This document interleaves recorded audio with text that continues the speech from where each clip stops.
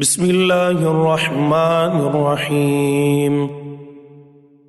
سورہ رعد، سورت نمبر 13۔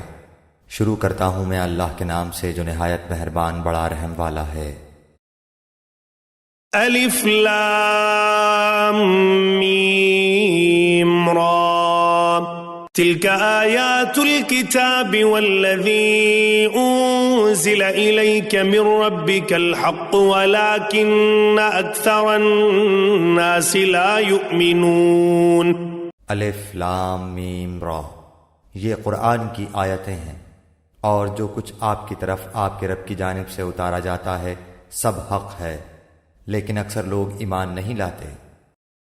اللہ الذي رفع السماوات بغير عمد ترونها ثم استوى على العرش وسخر الشمس والقمر كل يجري لأجل مسمى يدبر الأمر يفصل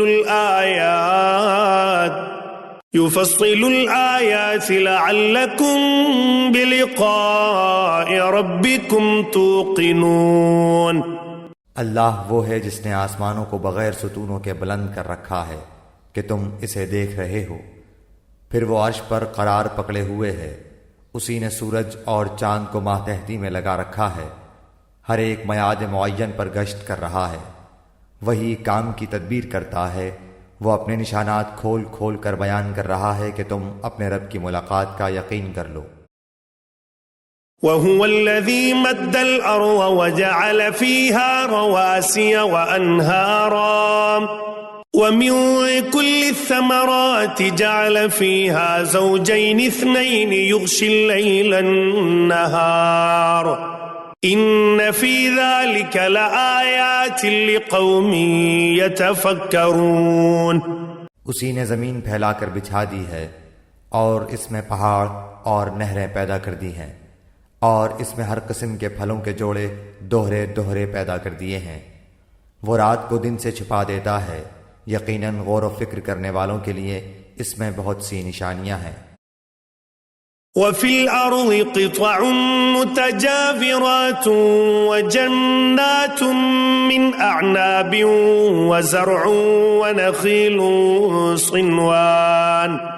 صِنْوَانٌ وَغَيْرُ صِنْوَانٍ يُسْقَىٰ بِمَاءٍ وَاحِدٍ وَنُفَضِّلُ بَعْضَهَا عَلَى بَعْضٍ فِي الْأُكُلِ إِنَّ فِي ذَلِكَ لَآيَاتٍ لِقَوْمٍ يَعْقِلُونَ۔ اور زمین میں مختلف ٹکڑے ایک دوسرے سے لگتے لگاتے ہیں، اور انگوروں کے باغات ہیں، اور کھیت ہیں، اور کھجوروں کے درخت ہیں، شاخدار، اور بعض ایسے ہیں جو بے شاخ ہیں، سب ایک ہی پانی پلائے جاتے ہیں، پھر بھی ہم ایک کو ایک پر پھلوں میں برتری دیتے ہیں۔ اس میں عقل مندوں کے لیے بہت سی نشانیاں ہیں۔ وَإِن تَعْجَبْ فَعَجَبٌ قَوْلُهُمْ أَإِذَا كُنَّا تُرَابًا أَإِنَّا لَفِي خَلْقٍ جَدِيدٍ أُولَئِكَ الَّذِينَ كَفَرُوا بِرَبِّهِمْ وَأُولَئِكَ الْأَغْلَالُ فِي أَعْنَاقِهِمْ وَأُولَئِكَ أَصْحَابُ النَّارِ هُمْ فِيهَا خَالِدُونَ۔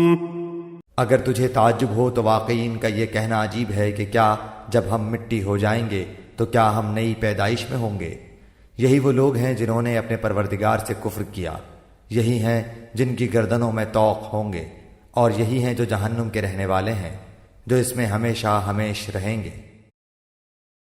وَيَسْتَعْجِلُونَكَ بِالسَّيِّئَةِ قَبْلَ الْحَسَنَةِ وَقَدْ خَلَتْ مِن قَبْلِهِمُ الْمَثُلَاتُ وَإِنَّ رَبَّكَ لَذُو مَغْفِرَةٍ لِلنَّاسِ عَلَى ظُلْمِهِمْ وَإِنَّ رَبَّكَ لَشَدِيدُ الْعِقَابِ۔ اور جو تجھ سے سزا کی طلبی میں جلدی کر رہے ہیں، راحت سے پہلے ہی یقیناً ان سے پہلے سزائیں بطور مثال گزر چکی ہیں، اور بے شک تیرا رب البتہ بخشنے والا ہے لوگوں کے بیجا ظلم پر بھی، اور یہ بھی یقینی بات ہے کہ تیرا رب بڑی سخت سزا دینے والا بھی ہے۔ ويقول الذين كفروا لولا أنزل عليه آية من ربه إنما أنت منذر ولكل قوم هاد۔ اور کافر کہتے ہیں کہ اس پر اس کے رب کی طرف سے کوئی نشانی معجزہ کیوں نہیں اتاری گئی؟ بات یہ ہے کہ آپ تو صرف آگاہ کرنے والے ہیں اور ہر قوم کے لیے ہادی ہے۔